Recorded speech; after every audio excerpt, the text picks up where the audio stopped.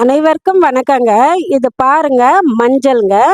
இப்போ மஞ்சள் வந்து ஜனவரியில தாங்க நல்ல விளைச்சல் நம்மளுக்கு கிடைக்கும். அந்த இலைகள் வந்து ஒரு மாரி காஞ்ச மாரி ஆனப்புறம், அப்புறம் மண்ணுலேருந்து வெளியில தர்ற மாரி இருக்குன்னா, நம்ம அறுவடை பண்ணிரலாங்க. இது வந்து ஒண்ணு ரொம்ப காஞ்சிருச்சுங்க. இந்த மழையில அப்படியே சரிஞ்சிருச்சுங்க. அதனால நானு வந்து எடுத்திருக்கேன். இது ஒரு செடியில இருக்கக்கூடிய மஞ்சள்ங்க. இப்போ இந்த மஞ்சள் நம்ம அறுவடை ஜனவரியில பண்ணதுக்கு அப்புறமா, இத பாருங்க இந்த மாரி கணு இருக்கணுங்க.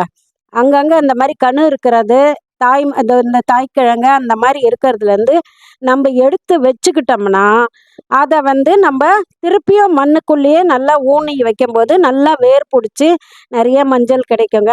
இப்போ மஞ்சள் நம்ப அறுவடை பண்ண அப்புறம் இத துண்டு துண்டா நறுக்கி நல்லா வந்து தோலெல்லாம் எடுத்துட்டு, ஒரே ஒரு வேக்காடு அப்படி போட்டு, அத நல்லா காய வச்சு, நல்லா காஞ்சதுக்கப்புறம் நம்ப பவுட்ரு பண்ணி வச்சுக்கிட்டோம்னா, நம்பளுக்கு நஞ்சு இல்லாத மஞ்சள் வந்து வருஷம் ஃபுல்லா நம்பளுக்கு கிடைக்குங்க.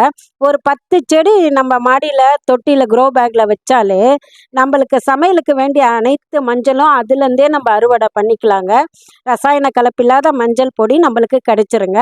அனைவருக்கும் மிக்க நன்றிங்க.